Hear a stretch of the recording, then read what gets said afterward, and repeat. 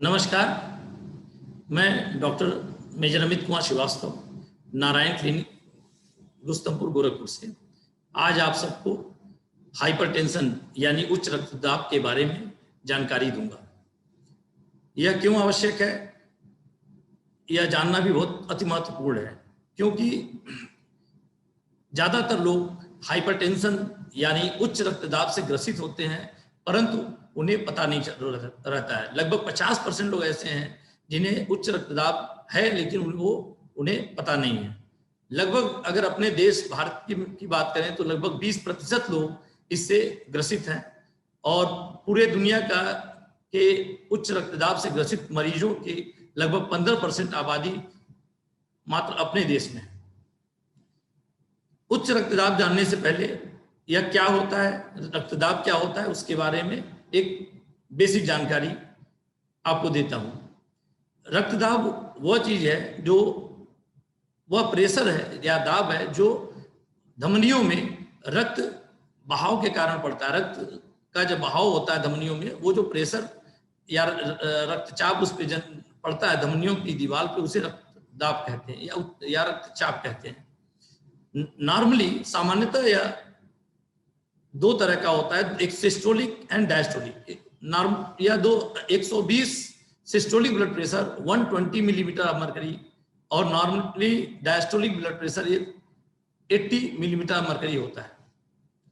अगर यह लगातार या कई बार 140 millimetre mercury systolic blood pressure और 90 millimetre of mercury diastolic blood pressure या उच्च रक्तदाब हो, तो उसे ज्यादातर टाइम अगर 140/90 ज्यादा होता है तो इसे हम उच्च रक्तदाब की तरह परिभाषित करते हैं और उसी के अनुसार उसका इलाज होता है। इसके कारण जान लें।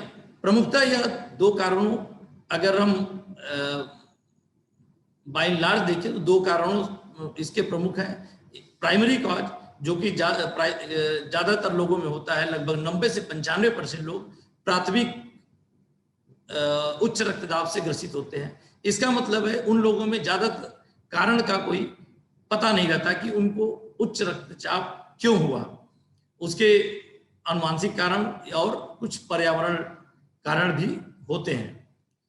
दूसरा कारण है सेकेंडरी हाइपरटेंशन या द्वितीय उच्च रक्तचाप। यह किसी अन्य बीमारी के कारण जब उच्च रक्तचाप डेवलप होता है तब इसे सेकेंडरी हाइपरटेंशन कहते हैं। अदर बीमारी जैसे किडनी की बीमारी, थायराइड, कोलेस्ट्रॉल हाई होना, मोटापा एवं प्रेगनेंसी के दौरान भी ब्लड प्रेशर बढ़ जाता है या उसे भी प्रेगनेंसी इंड्यूस्ड हाइपरटेंशन बोलते हैं। थायराइड की बीमारी और कुछ हार्मोनल बीमारियां, जैसे अगर कोई लंबे टाइम तक स्टेरॉयड लेता है बाहर से दवा के फॉर्म में किसी भी कारण से, तो उसे कुशिन सिंड्रोम या कुशिन डिजीज हो सकता है। और भी इस तरह की फियोक्रोमोसाइटोमा और भी सेकेंड कुछ बीमारियां हैं जो उच्च रक्तचाप को बढ़ावा देती हैं या उनके कारण उच्च रक्तचाप हो सकता है। यह लगभग 5 से 10% लोगों में होता है और एज कंपेयर टू अगर हम प्राइमरी हाइपरटेंशन से बात करें तो इसमें सेकेंडरी हाइपरटेंशन बहुत कम लोगों में होता है। अब हम देखेंगे जानते हैं इसके रिस्क फैक्टर्स क्या हैं, जोखिम कारक क्या हैं, किन वजहों से ये ज्यादा हो सकता है या बढ़ सकता है। तो इन्हें भी हम अगर दो तरह से बांट सकते हैं। एक जिसको हम मॉडिफाई कर सकते हैं, मतलब बदल सकते हैं, और दूसरा जिसे हम बदल नहीं सकते, नॉन मॉडिफाइबल पार्ट, जिसे बदला नहीं जा सकता। तो मॉडिफाइबल या जो बदले जा सकते हैं उनमें कारण जैसे मोटापा है, अपनी लाइफ स्टाइल है, जो फिजिकल इनएक्टिविटी, जो ज्यादा फिजिकल काम नहीं करते हैं तो इनएक्टिविटी हो, या सेडेंट्री लाइफ स्टाइल हो, अकेले में ज्यादा रहना, बैठ के ज्यादा देर तक काम करना, ज्यादा उनकी फिजिकल एक्टिविटी ना हो, या जिनकी जंक फूड खाने की हाई कोलेस्ट्रॉल, हाई फैट और हाई सॉल्ट इनटेक हो, ज्यादातर बाहर का खाना खाने की आदत हो या जंक फूड खाने का, जिनका ज़्यादा लाइफ स्टाइल हो या डाइटरी हैबिट हो जिनकी, और स्मोकिंग एक इम्पॉर्टेंट फैक्टर है। जो अगर एक्सेसिव स्मोकिंग हो, एक्सेसिव कंजम्पशन ऑफ एल्कोहल हो, अगर एल्कोहल बहुत ही ज़्यादा मात्रा में लेते हैं, और एक महत्वपूर्ण आज के परिवेश के हिसाब से और महत्वपूर्ण मॉडिफाइड फैक्टर है एक स्ट्रेस, तनाव। तनाव किसी भी कारण से, या पारिवारिक या अपने काम को लेकर के किसी भी वजह से जो कारण से जो तनाव है वो हाइपरटेंशन या उच्च रक्तचाप का कारण हो सकता है। ये जो फैक्टर्स मैंने बताए, चाहे फिजिकल इनएक्टिविटी हो, मोटापा हो, खाने की, ये सब, इन सभी फैक्टर्स को, इनको हम मॉडिफाई कर सकते हैं और इनको सुधार करके हम अपने हाइपरटेंशन को काफी हद तक सुधारा जा सकता है। और दूसरा अदर फैक्टर्स है नॉन मॉडिफाइबल, जिनको हम सुधार नहीं सकते, जो हमारे पे कंट्रोल नहीं है। जैसे किसी की पुरानी फैमिली हिस्ट्री हो ऑफ हाइपरटेंशन या हार्ट डिजीज या अदर बीमारी जो फैमिली हिस्ट्री हो और ब्लड प्रेशर को बढ़ाती हो। एज, जैसे जैसे एज बढ़ती जाती है तो हाइपरटेंशन का रिस्क होने का रिस्क बढ़ते जाता है, और यह देखा गया है अदर स्टडीज में कि मेल में यह ज्यादा होता है। ज्यादा ये नॉन मॉडिफाइबल फैक्टर्स हैं। इनके हम नेक्स्ट कि इसे पहचानेंगे कैसे, हाइपरटेंशन या उच्च रक्तचाप को हम पहचानेंगे कैसे। ज्यादातर लोगों में या कोई स्पेसिफिक या विशेष रूप का कोई सिम्टम नहीं होता है, तो यह कभी कभी मरीज किसी और बीमारी के लिए डॉक्टर के पास पहुंचते हैं और अचानक से इंसिडेंटली पता लगता है कि उन्हें ब्लड प्रेशर बहुत बढ़ा हुआ है। कुछ लक्षण हैं जिन जो इधर इंडिकेट कर सकते हैं कि जो हाइपरटेंशन हो सकता है, जैसे सिर में दर्द होना, खास करके सिर के पिछले हिस्से में अगर दर्द हो, थकावट बने रहना, घबराहट होना, दिल की धड़कन तेज होना रहना, या नाक से कभी रक्तस्राव होना। तो ये सब कुछ लक्षण हैं जो बताते हैं कि हाइपरटेंशन या उच्च रक्तचाप आपको हो सकता है। फिर हम इसका निदान क्या है, कैसे पता करेंगे। जैसा मैंने आपको पहले भी बताया, उच्च रक्तचाप, नॉर्मली रक्तचाप 120/80 सिस्टोलिक और डायस्टोलिक होता है मिलीमीटर ऑफ मरकरी। अगर यह दो समय अलग अलग समय में 140/90 मतलब सिस्टोलिक ब्लड प्रेशर 140 और diastolic blood pressure 90 millimetre mercury से ज्यादा है, तो हम इसे उच्च रक्तचाप की श्रेणी में परिभाषित करते हैं। और भी क्राइटेरिया है, टाइप स्टेज 1 स्टेज 2, तो मैं यहाँ पे इतना डिटेल में बताने की आवश्यकता नहीं लगती है। और इसके क्यों जानना जरूरी है, क्यों इसका इलाज जरूरी है, ये बहुत इंपॉर्टेंट है। इसकी वजह से शरीर में अगर यह अनियंत्रित है लंबे टाइम तक तो क्या क्या कॉम्प्लिकेशंस हो सकते हैं।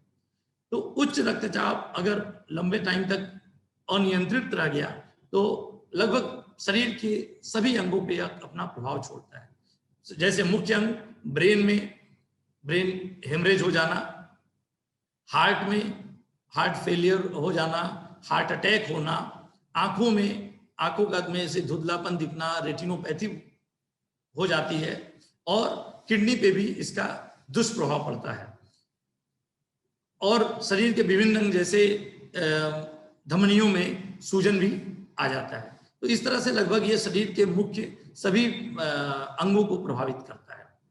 फिर इसे जब इतने जटिलताएं और इतना शरीर को प्रभावित करता है तो इसकी महत्वपूर्ण है कि इसे हम कंट्रोल या नियंत्रण में रखें। नियंत्रण के लिए प्रिवेंशन की क्या क्या हम अपनी लाइफ स्टाइल और डाइटरी हैबिट में क्या क्या परिवर्तन लाएं और दवाइयों का सेवन करें। तो पहले हम प्रिवेंटिव मेजर्स में जैसे एक्सरसाइज और योगा रेगुलर करना है, वॉक कम से कम 30 मिनट प्रतिदिन टहलें, हफ्ते में मिनिमम 5 दिन, और नमक का प्रयोग कम करें, डेली लगभग less than 4 to 5 gram salt का प्रयोग करें। फैट की मात्रा, तेल, घी, फ्राई की हुई चीजें, इनकी मात्रा कम करें। बाहर की चीजें जैसे जंक फूड, इनकी खाने की हैबिट को बदलें, कम से कम सेवन करें इनका। और अगर स्मोकिंग करते हैं या एल्कोहल का कंजम्पशन है तो उसे जितनी जल्दी हो तुरंत कोशिश करके बंद करें, अपनी फिजिकल एक्टिविटी को बढ़ाएं। इसके अलावा अगर किसी बात का कोई तनाव है, किसी पारिवारिक, सामाजिक या ऑफिस वर्क कल्चर की वजह से, वर्क नेचर की वजह से, तो इस तनाव को दूर करने का, पॉजिटिव थिंकिंग लाके दूर करने की जल्दी से जल्दी कोशिश करें। और ये प्रिवेंशन की पॉइंट है। दूसरी तरफ अगर हम उच्च रक्तचाप डेवलप हो जाता है, डॉक्टर की सलाह पर नियमित हम दवा लेते रहें, नियमित जब समय हो डॉक्टर को दिखाते रहें और उनकी बताए हुए समय के हिसाब से दवा लेने के समय के हिसाब से उनकी जांच भी कराते रहें बीच बीच में, क्योंकि ये जैसा मैंने बताया कि यह मुख्य अंगों को अफेक्ट करता है, तो उन्हें समय समय पर उनको जांच करा करके देखते रहना भी कि आंखों में कोई प्रभाव तो नहीं पड़ रहा है, ब्रेन में कोई दुष्प्रभाव तो नहीं है, हार्ट पे या हृदय पे कोई उसका दुष्प्रभाव तो नहीं है। इसको हम समय समय पे चेक करते रहे, जांच कराते रहे, ताकि इसका हम शुरुआती दौर में ही उसके कॉम्प्लिकेशन या इसके दुष्प्रभाव जो पड़ रहे हैं उसे हम पकड़ सकें, समझ सकें। इसके माध्यम से एक और मैं वो बताना चाहता हूँ, लोगों के अंदर एक जो वो है कि जीवन भर इसकी दवा लेनी है, तो आपको यह और बताना चाहता हूँ कि दवा लेनी है तो आप जैसा डॉक्टर बताते हैं, आपके चिकित्सक, उसकी सलाह पर रेगुलर दवा लीजिए। और यह भी समझिए अगर आप दवा नहीं लेंगे तो जो दुष्प्रभाव बताया हूँ वो कभी भी उसका आपके ऊपर असर होगा, और तब आपको हाइपरटेंशन के साथ साथ उन सभी अदर बीमारियों की भी दवाएं लेनी होंगी। तो लोगों के अंदर ये मिथ है, ज्यादा गलत भावना कि हमें जीवन भर दवा लेनी है तो हम क्यों लें, और जब बढ़ेगा तब लेंगे, या जब किसी अंग को प्रभावित करेगा, हमें प्रॉब्लम होगी तब लेंगे। तो मैं बताना चाहता हूँ इस तरह का कोई भी मिथ या अपनी वजह उससे न पालें। मिथ्या जो आपके चिकित्सक जैसी सलाह देते हैं उसको लें। और अगर आप किसी एलोपैथिक दवाओं के अलावा कोई और सेवन करते हैं, किसी और विधि से इलाज कराते हैं, तो आप कम से कम अपने चिकित्सक को जरूर बताएं, उनकी सलाह पर उसको कंटिन्यू करें, और लेकिन अपनी जो दवाएं दी गई हैं उसे कभी भी न छोड़ें। धन्यवाद।